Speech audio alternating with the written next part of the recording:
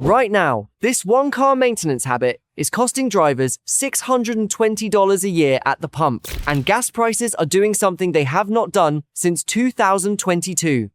They are climbing fast. AAA data shows the national average has jumped nearly 35 cents in just 1 week. By the end of this video, you will know exactly why it is happening.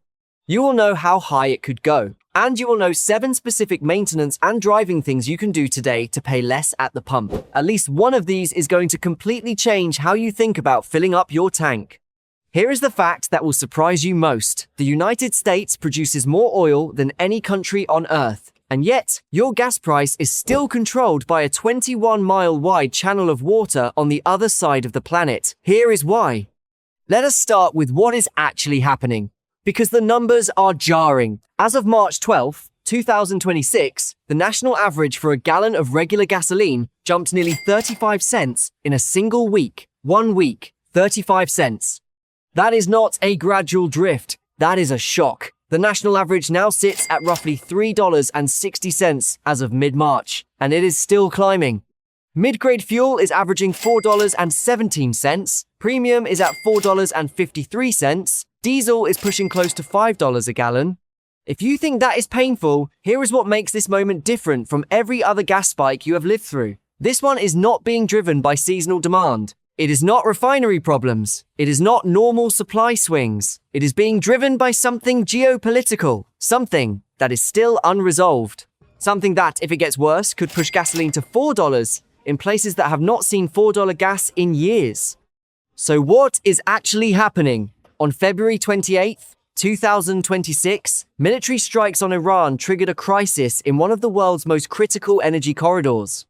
Brent crude and West Texas intermediate prices both jumped 10 to 13% in early trading. Analysts warned they could reach $100 per barrel or higher if disruptions persist. But that headline number understates what is really going on beneath it. Here is what most people do not realize about the Strait of Hormuz. It is a 21-mile-wide channel of water connecting the Persian Gulf to the Gulf of Oman. 21 miles. That is roughly the distance from downtown Los Angeles to Santa Monica. And yet that strait carries 1/5 of all oil consumed globally. Plus, massive volumes of liquefied natural gas. About 20% of global liquefied natural gas exports transit this waterway. Its 2 unidirectional sea lanes move around 20 million barrels of oil every single day. When that channel gets disrupted, the entire global oil market feels it. Even if you live somewhere with no connection to the Middle East whatsoever, because it is a global oil market. If something goes wrong anywhere, the price goes up everywhere. That quote came from an energy expert at Rice University, and that single sentence explains everything about why your wallet is getting squeezed right now. Since coordinated strikes began on February 28th, crude tanker transits through the Strait of Hormuz dropped to 4 vessels on 1 day in early March. The average in January was 24 per day. From 24 tankers a day to 4. That is an 83% drop in traffic through one of the most critical energy corridors on the planet. The response to those strikes effectively closed the strait to commercial shipping. Vessels attempting passage faced serious risk. About 150 ships anchored outside the waterway to avoid danger. Tanker traffic dropped to near zero. This disruption affected about 20% of the world's daily oil supply. It also hit significant volumes of liquefied natural gas. Major shipping companies and insurers pulled back from the corridor completely. Now here is where most people's logic breaks down completely. The majority of crude oil shipped through the Strait of Hormuz goes to Asia. China, India, Japan, and South Korea account for nearly 70% of shipments. But here is the thing. When those countries cannot get their oil through the strait, they compete harder for oil from everywhere else. That competition raises the price globally. When the global price of crude goes up, the price at your pump goes up. It does not matter where your local refinery sources its feedstock. You might be thinking this. We produce a lot of our own oil. We are not dependent on the Middle East the way we used to be. So why should this affect me? That is exactly the logic that will catch you off guard. Because it is a global market. In a global market, a disruption anywhere becomes a price increase everywhere. Since the strikes on Iran began, crude oil has surged more than 40% from pre-war levels. Brent crude crossed $100 a barrel for the first time since 2022. That is a number that gets translated directly into what you pay at the pump. Average gasoline prices are already up 17% since the disruption began. That figure comes from the Oil Price Information Service, and analysts are not done with their projections. If the strait remains closed, diesel prices could hit between $4.50 and $5. Gasoline could reach $4 in a lot of places. And if this drags on longer, Oxford Economics modeled a scenario that most people have not heard about. If global oil prices average $140 a barrel for 2 months, that would be enough to push the Eurozone, the United Kingdom, and Japan into economic contraction. It would create an economic standstill in the United States. That is the worst-case scenario. We are not there yet. But understanding that it is on the table is exactly what separates drivers who are prepared from drivers who get blindsided. There is also a layer to this story that almost nobody is talking about. It is not just crude oil that flows through the Strait of Hormuz.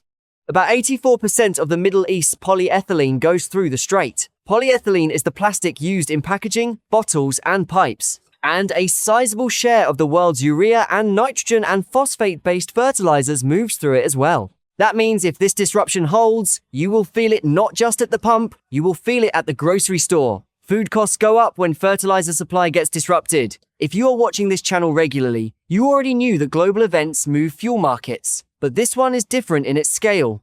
One energy research expert called it a potential scenario 3 times the severity of the Arab oil embargo and the Iranian Revolution in the 1970s. That framing should get your attention. Here is something almost no one in the mainstream coverage is pointing out. OPEC Plus holds an estimated 3.5 million barrels per day of spare production capacity. On paper, that is exactly the kind of safety valve that should offset a supply shock like this one. But here is the problem. Nearly all of that spare capacity sits in Gulf states, whose only practical export route runs directly through the Strait of Hormuz. The safety valve exists. It just cannot reach the market. The very disruption that caused the crisis is the same one blocking the solution. So what can you actually do right now? Not after the next spike hits you. Right now. One of these 7 moves is something almost every driver is getting completely backwards. It is costing them hundreds of dollars a year without them even knowing it. If you have not subscribed yet, hit that button right now. We cover exactly this kind of verified real-world automotive and fuel market information every week. This is the stuff that actually affects what you spend on your vehicle. Here is the practical side. Some of this is going to surprise you, because the data behind it comes from consumer reports, AAA testing, EPA fuel economy ratings, and the government's fuel economy database, not just general advice you have heard before. The first move is one most drivers get completely wrong. Consumer Reports recommends keeping at least a half tank of fuel during periods when there is a risk of shortages. That includes major supply disruptions like this one. Fill up before you are running low. Do not wait for the warning light. When prices are spiking fast, every day you wait potentially costs you more per gallon. Fill up today, not next week. The second move involves your tire pressure, and this one has hard numbers behind it. Underinflated tires increase rolling resistance and lower gas mileage. This is not a marginal effect. Consumer Reports testing shows tires lose about 1 pound per square inch of pressure every month naturally. That slow leak adds up across every trip you make. The fix costs nothing. Check the door jamb sticker for your recommended tire pressure. Do not use the numbers stamped on the tire sidewall. Those are 2 different numbers. Most people confuse them. The third move is about speed, and the data here is striking. Consumer Reports measured gas mileage at 55, 65, and 75 miles per hour.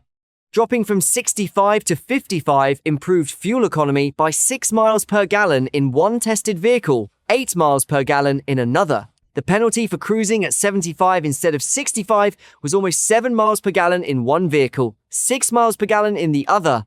That is the difference between stopping for gas once versus twice on a long highway drive. A Consumer Reports expert put it simply, cruising at 75 instead of 65 can cost you 6 or 7 miles per gallon. The fourth move is about how you accelerate. It is the same technique that fuel efficiency drivers have perfected over years of testing.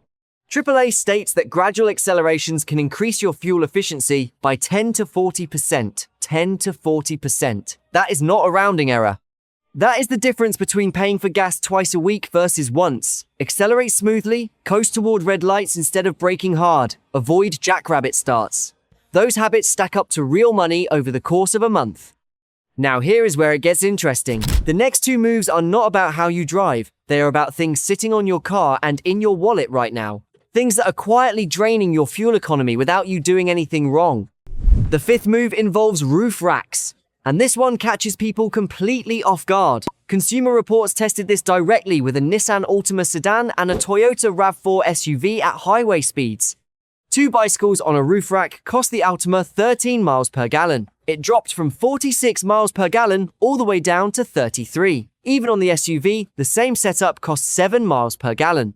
And here is the part most people miss entirely. An empty roof rack, with nothing on it whatsoever, cost the Altima 5 miles per gallon just from aerodynamic drag alone. If you are not actively using your roof rack, take it off. You are paying for it on every single mile you drive. The sixth move is about where you buy your fuel and how you pay for it. Prices can vary by 80 cents per gallon between stations in the same town. Putting 15 gallons of regular gasoline into a small SUV would cost $12 more at one station over another. Over a full year of weekly fill-ups, that difference adds up to $620. $620 a year. From simply choosing a different gas station. Use GasBuddy or Waze before you pull into any station. Shell's rewards program can offer up to 30 cents off per gallon in some cases. BP guarantees at least 5 cents off. Warehouse stores like Costco and Sam's Club regularly beat street prices by 5 to 25 cents per gallon. Those memberships pay for themselves in fuel savings alone when prices are this high. And here is the seventh move that involves premium gas and octane ratings. This is where a lot of drivers are wasting money right now without knowing it. If premium gas is just recommended on your vehicle rather than required, you can use regular 87 octane fuel without affecting your car in any way. Check your fuel filler door. Required means you need the higher 91 to 93 octane rating. Recommended means it is optional. Consumer Reports experts say skip premium gas unless it is required. At today's prices, that choice saves you roughly 84 cents per gallon compared to regular. On a 15-gallon fill-up, that is more than $12 saved every single time you stop. But here is the one thing no analyst can give you a straight answer on right now. It is the variable that controls everything else. Experts at Mizuho Bank noted that higher insurance costs could add between $5 and $15 per barrel as a risk premium. Even if the Strait of Hormuz partially reopens, that premium does not disappear instantly. Markets price in uncertainty. And right now, there is significant uncertainty about how long this disruption continues. Goldman Sachs raised their odds of a recession this year by 5 percentage points. That brings it to 25%, 1 in 4 odds of a recession, just from this one choke point being affected. If oil prices spike substantially further, the economic damage becomes substantially worse. The Strategic Petroleum Reserve release helps in the short term. The United States authorized the release of 172 million barrels from the Strategic Petroleum Reserve over several weeks. That is part of a broader international effort. The International Energy Agency coordinated a total release of 400 million barrels. Experts have called it the largest emergency reserve release in the history of the organization. But whether it stabilizes prices depends entirely on how fast the crude can be shipped and how much longer the disruption lasts. If the situation eases and traffic through the strait normalizes, prices could come back down relatively quickly. If it drags on past mid-April, the supply cushion runs out. Prices could push significantly higher. That is the honest uncertainty you are living with right now as a driver. So here is what you do with that uncertainty. You do not panic. You prepare. Fill up when prices are lower rather than higher. Check your tires regularly. Slow down on the highway. Pull that roof rack off. Stop putting premium in a car that only needs regular. Use GasBuddy before every fill-up. These are not small changes. The math shows they add up to hundreds of dollars a year. And in a market like this one, that math matters more than ever. Most drivers will feel this spike and do nothing differently. They will just pay more and move on. But you now know exactly why this is happening. You know how serious it could get. And you know precisely what to do about it. That is not something most people watching gas prices right now can say. If this video gave you something useful, subscribe right now. We do this every week. Verified data, real numbers, no filler. This is the stuff that actually affects how much your car costs you to own and operate. And right now, that knowledge is more valuable than ever. Stay ahead of the pump. We will see you in the next one.